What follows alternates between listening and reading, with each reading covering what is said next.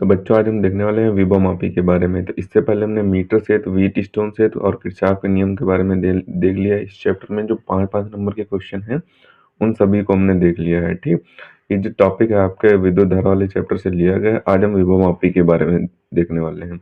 सबसे पहले इसके बारे में थोड़ा बहुत जानेंगे, उसके बाद इसका फिगर देखेंगे, फिर सिद्धांत देखेंगे, फिर कार्य सिद्धांत देखेंगे और इसकी जो संरचना होगी वो हमको आपको बोल कर करा देंगे। उसके बाद इसका जो फॉर्मूला निकालना होता है वो निकाल लेंगे, फिर यह क्वेश्चन आपका समाप्त हो जाएगा। ठीक, 5 नंबर में सीधे आपके एग्जाम में पूछ दिया जाता है कि विभवमापी क्या होता है। ठीक, तो सबसे पहले इसके बारे में जान लेते हैं। तो विभवमापी के बारे में यहाँ पे दिया हुआ है कि विभवमापी किसी सेल के वैद्युत वाहक बल अथवा किसी वैद्युत परिपथ के दो बिंदुओं के बीच विभवांतर को नापने का यथार्थ उपकरण है।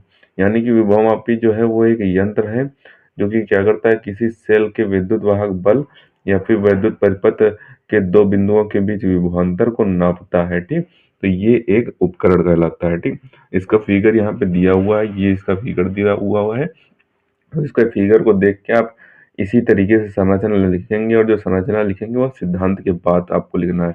तो सबसे पहले सिद्धांत देख लेते हैं, उसके बाद फिगर आपको समझा देंगे।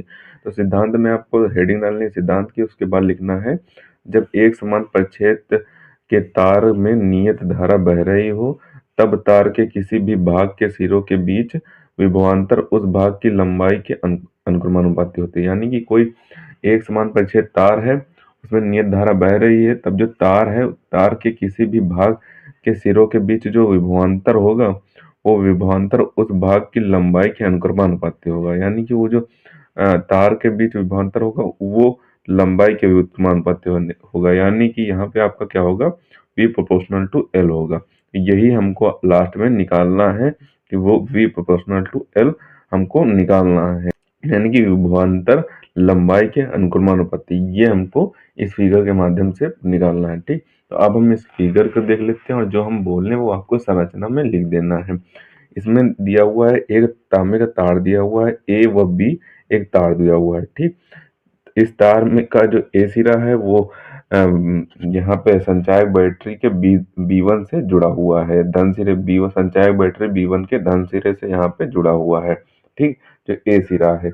और यहाँ पे जो संचायक बैटरी का ऋण सिरा है वो के कुंजी से जुड़ा हुआ है। ठीक, के कुंजी से जुड़ा हुआ है और एक के कुंजी एक धारा नियंत्रक से जुड़ी हुई है। धारा नियंत्रक का यहाँ पे काम क्या होता है, जो यहाँ से संचायक बैटरी से धारा प्रवाहित की जाती है इसमें ए बी तार में, तो वो धारा नियंत्रक यानी कि उस धारा को नियंत्रित करता है, कम या ज्यादा करता है। ये धारा नियंत्रक का काम होता है।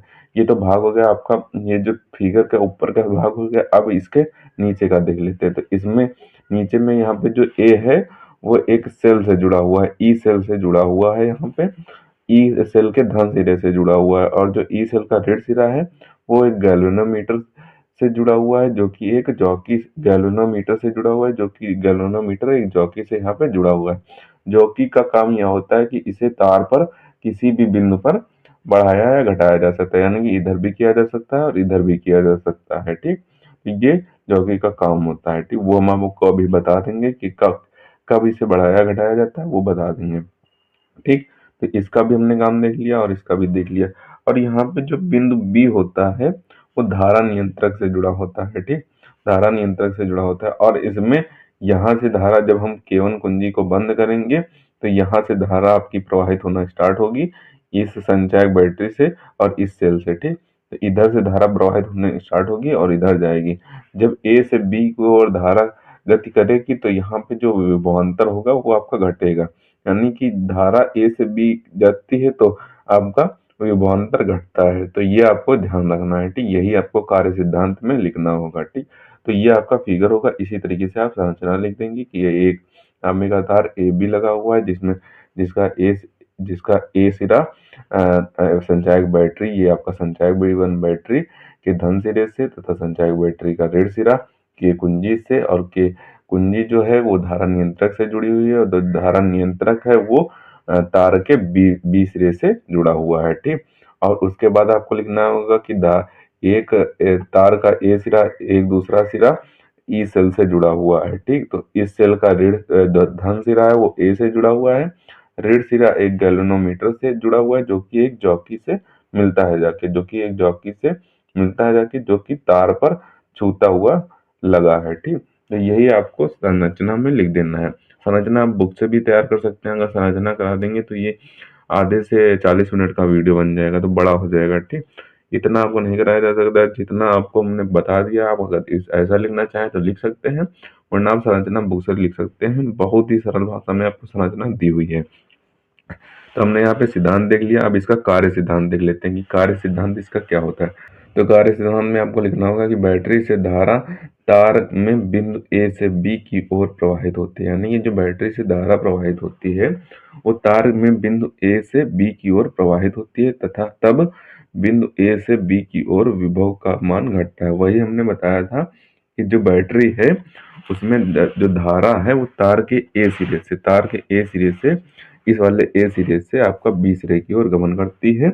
तब आपका जब प्रवाहित होती है तब आपका जो बिंदु ए से बी तक का विभव होगा उसका मान घटता है। वही हमने अभी आपको बताया था कि ये कार्य सिद्धांत में लिखना होगा। ठीक, उसके बाद जो तार होता है उसके प्रति एकांक लंबाई में जो विभव होता है उसका पतन हो जाता है। जो विभव पतन होता है उसको विभव प्रवणता बोलते हैं। ये आपकी विभव प्रवणता की डिफिनेशन हो जाएगी।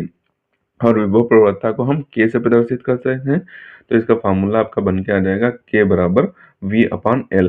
तो ये आपका फार्मूला बन के आ जाएगा। अब इसके आगे देख लेते हैं कि इसके आगे क्या दिया हुआ है। तो आगे यहाँ पे दी हुई है शून्य विक्षेप की स्थिति। तो जो आपका फिगर था विभवमापी का, उसमें किसी भी टाइम एक शून्य विक्षेप की स्थिति उत्पन्न होगी। तब जब शून्य विक्षेप की स्थिति उत्पन्न होगी तब आपका जो ए व जे का विभवांतर होगा, ए व जे के मध्य जो विभवांतर होगा वो बराबर होगा सेल के वैद्युत वाहक बल के। अब सेल जो आपका है वो नीचे जो ई दिया हुआ है वो आपका सेल है, उसके वैद्युत वाहक बल के बराबर होगा ए व जे का विभवांतर। यानी कि ए व जॉकी लगा हुआ है आपके तार पर, उसके मध्य का जो विभवांतर होगा वो सेल के वैद्युत वाहक बल के बराबर होगा। तब हम मानेंगे कि माना तार ए व जे की लंबाई एल सेंटीमीटर है। यानी कि जो तार है उस पर जो ए दिया हुआ है और जे दिया हुआ है उसके मध्य की लंबाई जो है वो एल सेंटीमीटर है, तथा ए व जे के बीच का विभवांतर वी है। यानी कि उसके मध्य जो ए है और बिंदु जे है उसके मध्य की लंबाई आपकी एल सेंटीमीटर है, तथा ए व जे के बीच के विभवांतर जो है वो आपका वी हो तो तब हम क्या करेंगे, जो विभव प्रवणता आपकी निकल के आ जाएगी वो आ जाएगी k is equal to v upon l. वो फॉर्मूला हमने आपके पीछे निकाला हुआ है विभव प्रवणता का। तो यहाँ से जो वी आपका निकल के आ जाएगा तो एल आपका इधर चला जाएगा तो एल के हो जाएगा, यानी कि वी इज इक्वल टू के एल आपका फॉर्मूला निकल के आ जाएगा। अब तब तथा उसके बाद लिखेंगे तथा जब शून्य विक्षेप की स्थिति हो, यानी कि जब इसमें शून्य विक्षेप की स्थिति होती है किसमें, विभव प्रवणता में, जब शून्य विक्षेप की स्थिति होगी तो आपका जो विभवांतर होगा वो सेल के बराबर होगा, सेल के बराबर होगा, यानी कि v बराबर ई हो जाएगा। ठीक, तब आपका ई जहाँ पे v का मान ई है तो यहाँ पे v की जगह पे के एल रखेंगे, यानी कि v का मान रखेंगे। यहाँ पे ई बराबर v इज इक्वल टू के एल, तो यानी कि v की जगह पे हमने के एल रखा तो आपका यहाँ पे v इज इक्वल टू के एल हो जाएगा। यहाँ पे तो के हम एक नियतांक मान लेते हैं, यहाँ पे जो के एक नियतांक मानेंगे तो आपका v प्रोपोर्शनल टू एल हो जाएगा। यही हमको फार्मूला निकालना था कि यही आपका विभवमापी का सिद्धांत हो जाएगा, यानी कि v proportional to l. v अनुक्रमानुपाती होता है किसके, लंबाई के, यानी कि विभवांतर लंबाई के अनुक्रमानुपाती होता है। ये आपका विभवांतर लंबाई के अनुक्रमानुपाती हो जाएगा। तो ये आपका फार्मूला हो जाएगा विभवमापी का सिद्धांत हो जाएगा। तो इसे आपको आप अपने एग्जाम में लिख देना है, इसी तरीके से आपको पूरे नंबर मिल जाएंगे। ठीक, संरचना आपको बुक से बनाकर लिख देनी है, उसके बाद ये पूरा डेरिवेशन कर देंगे तो आपको पूरे नंबर मिल जाएंगे। ठीक, इसे आप अच्छे तरीके से तैयार कर लेना। सबसे पहले तो हम आपको इसके स्क्रीनशॉट दे देते हैं, आप स्क्रीनशॉट कर लें, इसे आपको अच्छे तरीके से तैयार कर लेना है। एक दो बार पढ़ेंगे तो आपको अच्छे तरीके से तैयार हो जाएगा। ठीक, तो आप सबसे पहले इतने पार्ट का स्क्रीनशॉट कर लें, अब बचे हुए पार्ट का स्क्रीनशॉट करें। जो नीचे सिद्धांत और कार्य सिद्धांत दिया हुआ है इसका भी स्क्रीनशॉट कर लें। यहाँ पे ध्यान रखना आपको सिद्धांत के बाद एक संरचना हेडिंग डालकर उसमें इसके बारे में लिख देना कि ए बी तार है जो जिसका ए सिरा, ए बी एक तार है जिसका ए सिरा संचायक बैटरी के धन सिरे से और ऋण संचायक बैटरी का ऋण सिरा के से यानी कि के कुंजी से इसी तरीके से आपको संरचना बनाकर लिख देनी है। ठीक, उसके बाद आपको कार्य सिद्धांत लिखना है, उसका भी आप यहाँ पे स्क्रीनशॉट कर लें। उसके बाद आपको इसका पूरा डिटेल में करना होगा कि यहाँ पे जो v प्रोपोर्शनल टू l कैसे निकलेगा। ठीक, तो वो आपको करना होगा। तो उसके लिए आपको मानना होगा कि शून्य विक्षेप की स्थिति माननी होगी, तो ये भी आप स्क्रीनशॉट कर लें और बचे हुए पार्ट की स्क्रीनशॉट कर लें। शून्य विक्षेप की स्थिति मानने के बाद आपको यहाँ पे ए व जे के बीच विभवांतर इज इक्वल टू सेल का वैद्युत वाहक बल, तो इसी तरीके से आपका पूरा डेरिवेशन हो जाएगा। ठीक, तो इसका आपने स्क्रीनशॉट कर लिया। इसे आपको अच्छे तरीके से एक दो बार पढ़ के तैयार कर लेना है। इंपॉर्टेंट है, आपके एग्जाम में आ सकता है, कई बार पूछा भी गया है ये विभव मापी वाला क्वेश्चन। तो इसे अच्छे तरीके से तैयार कर ले। मिलते हैं किसी नए वीडियो में नए टॉपिक के साथ, तब तक के लिए धन्यवाद। और अगर अभी तक आपने हमारे इस चैनल को सब्सक्राइब नहीं किया तो सब्सक्राइब जरूर कर लें, क्योंकि हम इसी तरीके से क्लास 12 से रिलेटेड इंपॉर्टेंट टॉपिक पर वीडियो डालते रहते हैं।